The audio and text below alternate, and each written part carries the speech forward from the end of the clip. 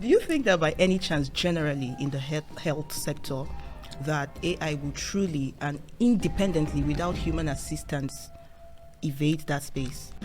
Does it take over my job as a surgeon with the remarkable rate at which AI is growing, at which the process of AI is also being institutionalized in various aspects of healthcare and also in various aspects of even our skill sets? It is becoming, for lack of a better word, TikTok or Instagram? I don't do TikTok. I only do Instagram. It's also part of these things that we talked about, right? Hello and welcome to What's Next, live from the Media Hub on RiotRadio.ca. I'm your host, Nena, and today I have a guest with me who will be talking a bit about health, but more on dental part of healthcare. But before we go on to today's show, I quickly want to give a shout out to someone who dropped a very interesting, thought-provoking comment from last week's show where we talked about AI relationships. And this person is Bruno Obiajunwa. And he says that the main reason that he thinks actually that AI relationships have come to stay. And the reason for this is that human interaction has reduced and people spend a lot of time on their gadgets and at home and rarely interact with other people. But he also thinks that it will phase out one day and he is not sure when, but soon. So thank you very much, Bruno, for interacting. Thank you for your comments and thanks to everyone who loved the show and gave their feedback. Now we are back to today's show. Our special guest, I want you to introduce yourself because you're going to be telling us a bit about what's next in the field of dentistry and things that surround it. So please, tell us a bit about yourself. Thank you so much, Nena, for the grand opportunity to be on your show today. It's been kind of an exciting opportunity, and I am excited to be here. But I think we should first start with introductions as to what my name is. My name is Akin Akinlade. Well, I usually say it's a mouthful to pronounce. It means the brave man comes to the home of wealth. It's a Yoruba name. And I always like to educate people about what my name is. But you could also call me Akin. Well, my life is kind of a very interesting one in terms of my trajectory and as well as my career. As you know, I did a dental degree from the University of Ibadan, and then after which I did my residency in the surgical specialty of dentistry, which is called oral and maxillofacial surgery. And interestingly, oral and maxillofacial surgery is also a mouthful, and oral and maxillofacial surgery essentially entails surgeries around the face, around the mouth, around the head, and also part of the neck region. That said, I went on to do a fellowship in cleft and craniofacial surgeries, and that's in trying to deal with deformities that children are basically born with. Interestingly, there have been quite interesting studies that have been done in what next concerning issues that have to do with clefts and craniofacial surgery, and also that important aspect that we talk about, which is AI. That said, what is next in the field of dentistry? What is next in the field of dentistry? Quite a number of events have happened over the years in dentistry. I think the most profound and most thought-provoking one will actually be a situation where appliances are being created in such a way and manner that is so convenient to wear and use them. And in that sense, what I am talking about is the Invisalign. These are like clear appliances that people put in their mouth. And rather than see... Hold on. Right. I know you're going to check that out. Hold on. If I leave you, you're going to go on and answer all of my questions before I even begin to ask. But let's take a step back. All right, no problem. That's not a problem. With the rise in technology, AI, there's a lot of doubt or concern. I am not a healthcare person, but a lot of times I begin to think the first thing that comes to mind when you hear AI is like robots, right?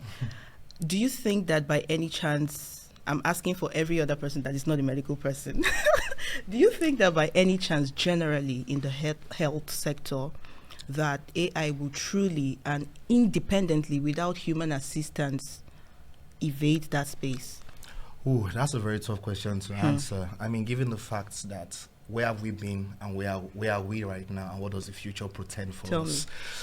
The truth is that I think AI in some aspects actually has a grand space within the healthcare forte. Okay. And the reason I say this is because healthcare, as we all know, is more or less like all the processes that involve one being in a good physical, spiritual, mental space of well-being. And AI as it is, has a place to play in this.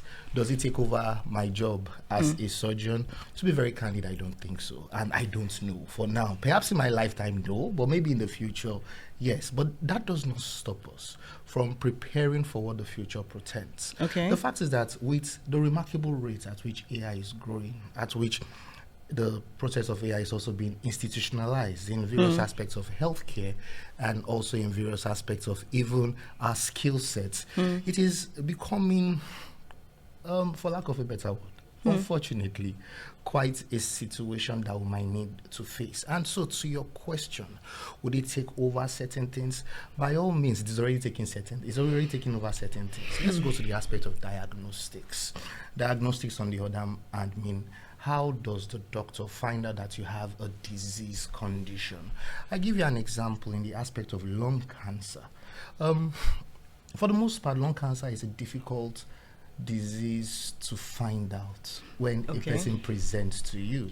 The reason is because by the time the doctor looks at the MRI, the x-rays, as the case may be, he might not be able to really get what is wrong with you using his own natural eye. But the beauty of AI is that AI, secondary to a lot of machine learning, having been taught how to look at x-rays, is now able to look at those x-rays and tell you that, oh, something looks quite off with this patient.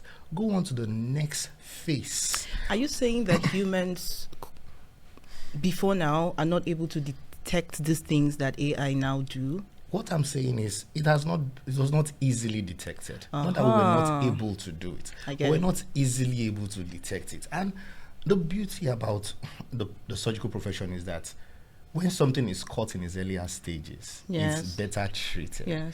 But for the most part, most people present with what we call like various stages of a cancer condition, like in lung cancer. As I mentioned, most people present in stage 2 or stage 3, when AI has helped us to now catch it in the earlier stages of stage 1, as the case may be. So the goal of AI in this sense would be, okay, let's see how we can have like an early detection of certain conditions. And so that's the beauty of AI. It helps us to do that, and so can hit it on time. It's a less expensive way to manage a condition rather than a more complicated way of managing a condition, and also going as far as doing things like rehabilitation. So I would say that is a beneficial effect of AI. So to your question, does it take away the job?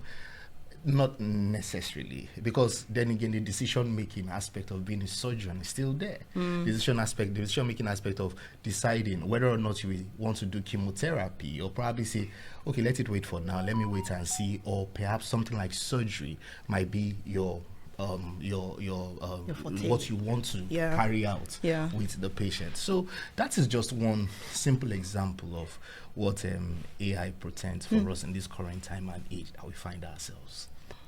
Now, just before the break, we talked about the good side of AI and its impact and how it's helping to facilitate diagnosis at a very early stage, right? But I want us to talk about what is not being talked about. As much as this has its positive parts, I also believe that there could be some downsides to it, right? So I want you to explore that part. For example, right, now you mentioned that you can easily or rapidly diagnose, or from an x-ray you can quickly pick out something. I know that there are people whose jobs are mainly to do this. What happens to them? Generally, talk about the downsides and things that we should be careful about when it comes to AI in the healthcare sector.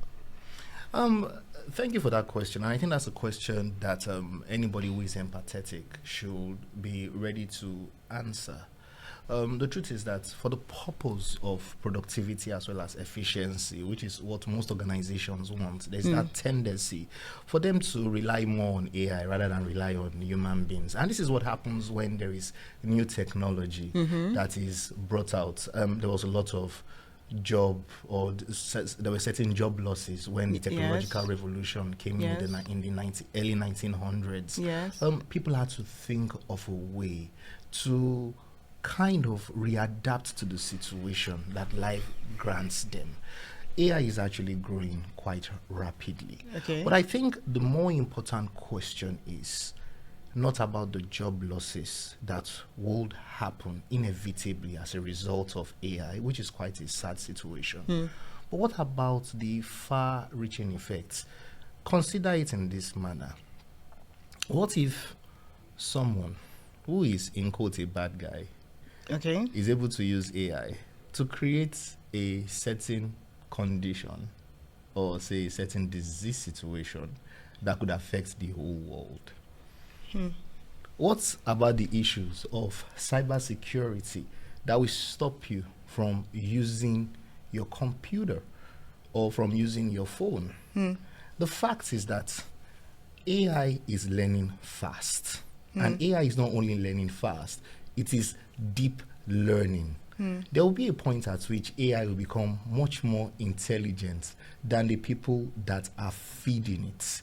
In other words, AI is now able to make decisions on its own, as it does right now. But in the fact is, it is still pretty much regulated. Is it? Yes, it is pretty much regulated. Okay. And the reason why I say this is because there's an ethical aspect to AI also. The fact is that the creators of AI are not just creating AI, they're also giving a lot of funding to ensure that the ethical aspect of it is also in place. The people that use it also use it in an ethical manner, such that it does not allow any form of risk to the individuals that are using it. Okay. And so when you talk to companies like Google, like OpenAI and other places, other organizations, what they typically would tell you is that, yes, they are creating AI, but at the back end also, there's also an ethical aspect of it.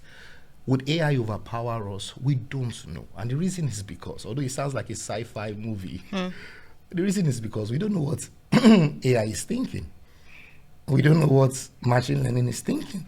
And I think that that is the major issue that we should be speaking to. We should be speaking to things like, what is AI thinking? What would 10 years from now, with so much information that we have given AI, with so much reliability that we have already put into AI, is there a possibility for AI to do the next big thing, which might be negative? I think those are questions that need to be asked and answered. Thank you. So these are questions that need to be asked, and apparently we do not have all the answers. And from what you've said right now, that even if AI presents its positive aspects, there are still negative things that may happen because it has a mind of its own, right? By all means, not my own thoughts, opinion. That's what the experts like Bill Gates are saying. That's what Sam Altman is saying. That's what people that actually started this are saying. There is always that fright and fear where things are not in our control. Because interestingly, everything you feed into AI is kept. So you are putting in your thoughts. As you mentioned, AI has become like your friend. A lot of people are talking about relationships with AI. A lot of people are like, oh, let me just write a letter and throw it on ChatGPT. And ChatGPT comes out and gives you in a beautifully worded manner, correcting all your grammatical errors here and there. But it just doesn't take it and help you and keep it. It also keeps it in its own back end, ensuring that in the future it can use it to also efficiently and productively answer another person's question. As it were. So imagine this, a melting pot of all these ideas of various human beings coming into a particular system which is able to galvanize it into something. What would happen? And that is the question, the fundamental question that we need to answer. What would AI do on its own? We created it, but do we know what it's going to do? That's scary. That's scary. I always refer just on the light. I always refer people to this movie by Will Smith, iRobot. Okay, never seen it before. I think you should see the iRobot. It's like 15 years old, probably older than that, but it's about robots being created and robots having a mind of their own. Like robots which were meant to assist and helping us just came and revolted against the human race. Fantastic movie by Will Smith was the main lead in it, and it's one of those movies I would definitely recommend if you want to talk about AI. I will watch it. It's also interesting to see that a lot of things that happen in our world, sometimes you see that they've been enacted in the past in a movie, an animation, or stuff like that, and you wouldn't be out of reach to say that it's possible that something like that could really happen. But let's take a chill pill. Let's relax. Enough of the AI right now. I want us to go to another section. Awesome.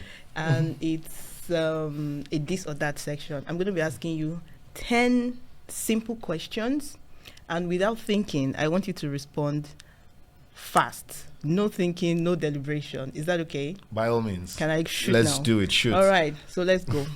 iOS or Android? Android. I'm tempted to ask why. I don't know. I'm just used to it. I've never been able to get myself to understand the iOS interface. Okay. So next question. Coffee or tea? Lately, coffee. Okay. Netflix or YouTube? YouTube. Why? YouTube. Text or call? Say that again. Text or call? Oh, I'm a terrible texter. I call rather. Okay. Mornings or nights? I'm a morning person. Okay. TikTok or Instagram? I don't do TikTok. I only do Instagram. It's also part of these things that we talk about, right? About. The new age, and then the Gen Z and the Gen whatever after Gen Z, Yeah. Gen Alpha. I still struggle to catch up with TikTok. Like, it's really, I'm a social media person. I try. Yeah. But with TikTok, it's like I'm still way behind and I'm feeling really old. So I get you. So Yeah, next question, sing or dance? I would sing. Stay in or go out? I'm a homebody. Okay. Ice cream or cake? Hard questions to answer, but I would say ice cream. Okay. Cats or dogs or none? Dogs for me. All right. Thank you so much. Now that the tension is down, let's go to real world, real life, right? I know that you have an initiative called Wellness Smiles. I would really like you to talk a bit about that, the work that you do, and how you even got to begin to do stuff like that. First of all, introduce what it is and the work that you do. Wow, that's really very gracious of you to allow me to talk about the organization that I run. Wellness Smiles Health Initiative is actually my brainchild. It's an advocacy organization and also a social impact organization. Okay. And our clear aim is to see how we can create oral health awareness amongst underserved populations in Nigeria. Our goal is actually to start with a community or communities within Kano State. And we have done that with about 10,000 persons. The beauty about what we do is that we are not only creating social impact in terms of oral health, we are beginning to teach individuals the importance of volunteering. Okay. Now, you must understand that for the most people... Which is not a very common culture. Which is not common culture, and that was what I was going to get into next. Most people will not do things without any form of inducement in the culture where we come from. But the thing is, we're able to get mostly dental students, professionals to volunteer their time and their services in communities in Kano State, in Nigeria, in Africa. And that's the northern part of Nigeria. And it's also the most populous part of Nigeria, as you must also note. For the most part, the poverty index back in Nigeria is quite significant. And people usually will see dental health as a form of luxury. It is. Most people never visited a dentist as kids or even as adults. And so when we go to these communities, we meet people that have cavities that have been there for ages. Some of them with pus and other things. Some people have never brushed their mouth. Now, you might see that is preposterous, so that's not true. But I tell you this for free. Yeah. There's a community that we usually also assist, which is called the Almajiri community. Yeah. The Almajiri are more or less like street kids, and these kids are one of the most impoverished and neglected in society. And so we go to these communities, identify where these Almajiri kids stay. We look at their oral health indices. We also give them free toothbrushes and free toothpaste, and also carry out oral health interventions on those people. The reason why we do this, as I mentioned to you, it's not because of the feel good that we will have at the end of the day, but it's basically because we feel this is a legacy project that can assist communities in Africa. And so far, our goal has been to go to 44 communities in Kano State. As Kano State has 44 local governments. So far, we've done about 10 of those. We are seeing how can we assess more communities and do more. Recently, we're in a community called Rangaza, and there we had about 80 volunteers who volunteered their time. And the beauty, and I always say the beauty about this, is that most of our volunteers are dental students in Nigeria. And these dental students go with us. This is not something that is typically put into their curriculum. But then they know what the community is like. It's like bringing the dentist to the community. It's something I'm particularly very passionate about. And I think the passion stems from me wanting to do something for the community. Having lost a very close friend to a condition called Ludwig's angina. So Ludwig's angina is one of those terms for pus that has come from the tooth and then gone to the chest and then entered into the bloodstream, subsequently causing sepsis. Unfortunately, had it been that my friend had a dental intervention early enough or had some form of awareness, this would not have happened to him. But this unfortunate incident happened to my good friend, and eventually he passed. And so that was the motivation. Why would somebody die from a dental problem? And that's the reason why we opted to follow impoverished communities or communities that typically do not have anything, and we provide these services to them. Wow. Amazing. Amazing and noble. Thank you so much for the work that you do. Appreciate that. But let's bring this to Canada. We are in an environment where everyone is very busy with school, trying to get by, tests, exams, career, lots of things, right? What advice would you give to students, non-students, to take care of themselves, irrespective their dental health, irrespective of how things are and how busy that they get? What would you tell somebody watching right now, or encourage somebody to do periodically, daily or weekly? That's a very good question. I always would tell people, make sure you brush your teeth before you leave the house.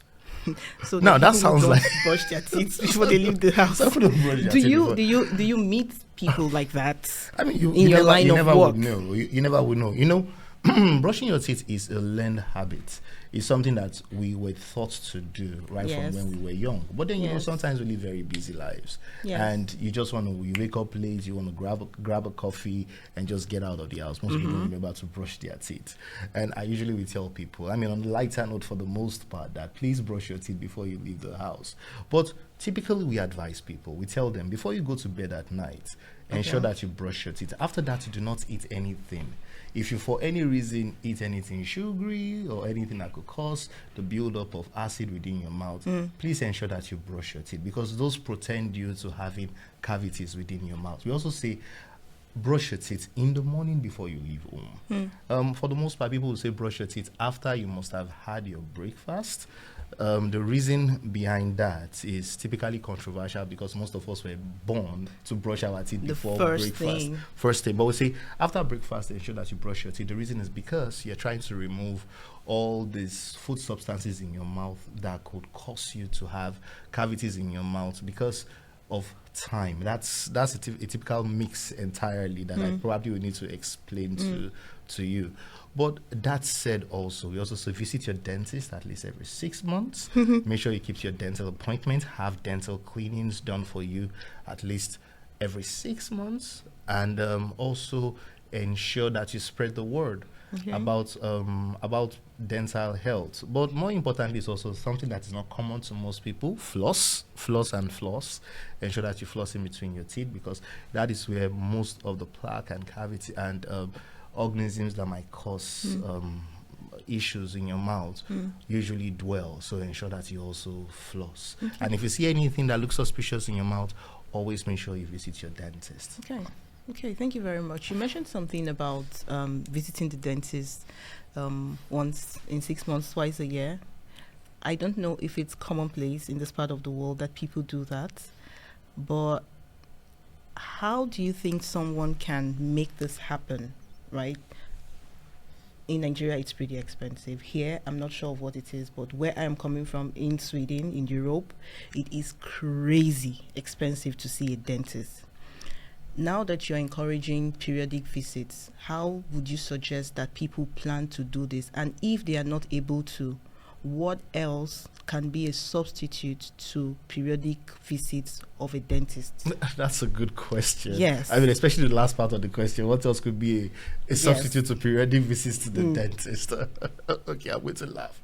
With that, but that's an interesting one. Yeah. But I mean, that said, yes, dental health is quite an expensive venture. We are not disputing that. But the beauty about societies like Canada is that you have situations where, for the most part, it's covered by insurance. Okay. And most people who are working class have some form of insurance or the other. So a significant portion of dental health is covered significantly by insurance. In some instances, it might be 80% covered. In some instances, it might be 100% covered. In some instances, 50% covered. I'm talking about the routines like cleaning of your teeth, having a polishing, having some fillings. Those are typically covered by insurance. Okay. I do not know what the experience is like in Sweden, but unfortunately, Nigeria, where I come from and where my organization is working on advocacy, we typically would see scenarios where most people are not covered by insurance. There's some study that has been done that says about 2% of the Nigerian population is covered by insurance, so most people have to do out-of-pocket payment for their dental health. To your last part of your question, the truth is that there is no alternative to seeing the dentist. I would prescribe, given my background knowledge, that the best thing for you to do would be to visit your dentist often, and twice a month is what is twice a year is what is prescribed. As a matter of fact, if you do like 4 times a year, it would also make some sense. But twice a year is typically what is prescribed. To say otherwise would be me not giving the right prescription, right? I know. Going against what you preach. I get what you say. You know the reason why I asked this? Personally, I never visited a dentist until I was like, I don't know, 20-ish. I was in the third year of my university. Yeah. And the reason I visited a dentist was my sister at that time had told me my mouth was smelly. I did not know I had a hole in my teeth, and then it broke, right? Okay. It was only at that point that I actually became conscious of visiting the dentist. So yes, I do it these days. But ordinarily, Nigeria, outside of Nigeria, all over the world, it's not a very common practice that people just... The reason I'm saying this is you just mentioned a dental fatality, dental related. I've never heard of that in my life. But it is possible that if you don't take care of your dental health, maybe it's a low percentage that happens. It's possible that it could lead to something very dangerous. So this is a very important discussion. Well, for a population of 250 million people, that is Nigeria in that sense. It's really a sad situation and not so many people do know much about dental health. And that's why organizations like Wellness Smiles Health Initiative exist to assist in providing this kind of awareness to various people. Well, I might also speak from a personal experience also. Go ahead, the fact is, I didn't visit a dentist until I got to dental school because I had no reason to visit a dentist. My mother was very, very keen on us not taking the sweets and the sugar, so I didn't have a cavity. That's a good thing. I think the first cavity I have was much later on in my life, or probably early, just a couple of years ago, and I'm not as aged. But the point is, we have that experience. But then, is that what we are going to pass on to our kids? Is that what we are going to pass on to the generations coming behind us? I don't think so. I think making sure that routine dental health is something that people talk about and go for should be what we should try to propagate. And the reason is basically because prevention, as they say, is better than cure. If we're able to prevent certain conditions on time, that will essentially help us in stopping the disease process and also makes it less expensive for the process of treatment or rehabilitation to take place. Now, I put it to you that at the time when you had the cavity in your mouth, had it been that you had gone to the dentist, earlier on, it would have been a small hole that could have been filled. But then you basically lost a whole tooth. And the dentist probably removed your tooth. And that also had a psychological effect on you. Let's talk about the pain. It was pretty painful. Well, that's the pain. But then look at the psychological effect. Somebody walks up to you and says, your mouth is smelling. That is your sister, for crying out loud. I can imagine the kind of social stigma that's associated with smelly mouth, as the case may be. So we have to understand that dentistry is not just about the teeth, but it's also about the holistic personnel of the persons that we are dealing with. And essentially, I think that is what the goal of dentists like mine, like myself, are trying to do by providing these services, by providing this awareness for underserved population, neglected communities, so that at least they can have a sense of belonging. Yes, like I was going to just go to the last question, but in Nigeria we say, na talk, they bring talk. Na talk, they bring talk, right? So, I am asking on behalf of anyone watching, how do you know that you may have some smell coming from your mouth if somebody does not tell you? Because a lot of times, at that time, I'm so glad that my twin was honest with me and she could tell me. I can only imagine how many other persons may have experienced it and it's like, I don't want to be close to this person. I also have people around me that it's pretty bad. But because I have been through it, I can tell them. So, as a dentist, how can somebody know, or what is the true test that you're good in that aspect, or how do you check these things to be sure that you're okay and you're not being like disturbing a little? Because I also feel it's disturbance in some way to other people speaking to you. So how can you know that this is happening? Wow. You know the reason why? Because I have this odd sense of deja vu. I was speaking with somebody last night about the same thing. Really? Now, good question. For the most part, people will tell you. No. Let me put it this way. I mean, for the most part, people will tell you. Imagine a scenario where a person has a peculiar body scent. The person is so used to that body scent that he sees he is not able to smell it. Okay. But people that come close by body to that scent, person, you mean, is it what I mean you're talking about? To put it lightly, okay. Or to put it more professionally and much respectfully. Yes, fair. So if that person has that body scent, I mean, there's that tendency that it will notice the social innuendos that come with having to have that kind of body or body scent, as the case may be. It might come from the mouth, it might come from his armpit, or it might come from her armpit, it might come from various aspects of the body. But this is not out of place, because it's typical for us as humans to have our scents. And for some people, it's accepting. For some people, it might be offensive. And that's where friends come into play, and emotional support also comes into play. That is the point where people need to now speak to ourselves as validly as we ought to, we're putting into consideration the mental health of the person that we are speaking to. So usually we say, people will politely tell you how they feel about you at that moment in time. And subsequently, you might be able to make those changes that you should make as you ought to. Not to press on this, but what if nobody tells you? Is there no way that you can figure this out yourself? Well, your visit to the dentist would perhaps be one of your best ways or best clinical and valid ways to be able to ensure that you find out the problem. Now, again, I'm advocating for the visit to the dentist. You want to eat our money. She says, I want to eat the money. You want to eat our money. That's not necessarily it. And that's more reason that these things are important. We cannot overemphasize the importance I totally of agree. dental health and social acceptance. It's been noted that people with complete set of well-arranged teeth are more attractive in comparison with people that have crooked teeth. I mean, it's part of the studies that have been done. You know, there's that sense of acceptance of such people. And these are things that actually happen, you know, just as I mentioned. Well, some people also say in the morning they put their hand over their face and breathe into their mouth. Does it work? Well, I would say in the morning, if you try that, you probably would have a smell.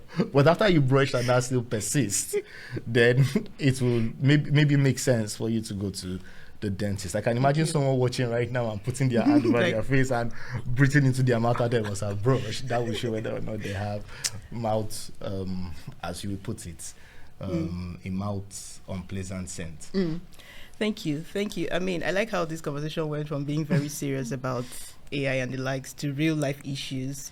But finally, this will be my last question for you. Thank you. What is your advice to people who want to go into the dental field in 2025, knowing that it's not business as usual? How would you suggest or advise that they approach it? Well, it depends on where you are coming from and depends on what part of the world you are in. There are typically processes and ways, or let me say pathways, to become a dentist. For some others that are internationally trained dentists that want to get into a system, the North American system, there are various pathways which could be researched. But for people in Nigeria who want to become dentists, you have to do well in your science courses and also score a very good high score. What about in Canada, right? Well, typically people from high school should have really fantastic grades. And then there's the DAT, the dental admission test, that is typically written. For international graduates, the goal will be to write certain exams and also recertify as a dentist for 2 years to ensure that they're able to practice within Canada. So that is typically the way to go. But more importantly is the fact that you should be goal-oriented in becoming a dentist in 2025. Yes. And you must also think about dentistry as not just being about studying alone. You must understand that dentistry is, as much as a practice, a business that involves human connections, that also involves your ability to provide a distinctive kind of service to people who require it.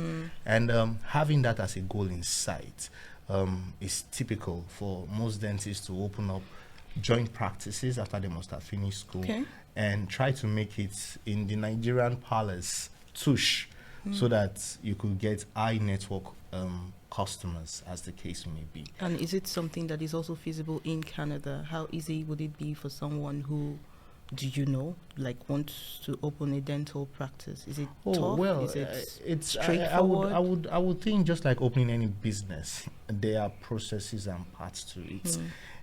But then, is the capital available? Are you able to get loans to be able to run it, to be able to do it? By all means and by all standards. I think Canada is accepting of businesses or people starting businesses. There are never too many dental clinics anywhere in the world. I mean, the experience is the same in Canada, just like you have in India. Unfortunately, in Nigeria, we have not gotten there yet. Not so many dental practices as we ought to have. And moreover, most of those dental practices are usually within the urban areas.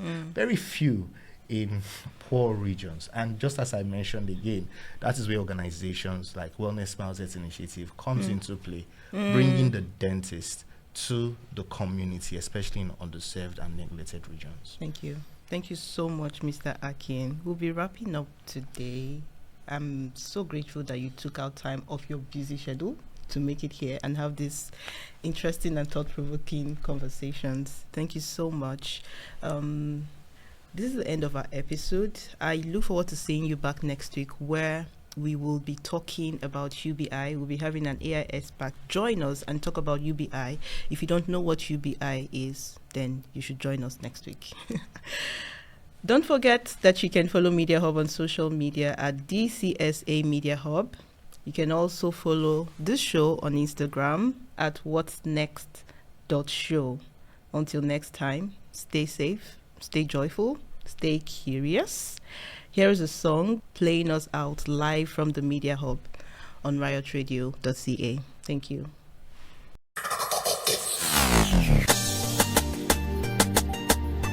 Yeah. For God so loved the world, He gave His only Son to die on the cross. For whosoever believeth in Him will not perish, but have everlasting life. That's what it do. J5. Come on, hook me up, man. Check this out.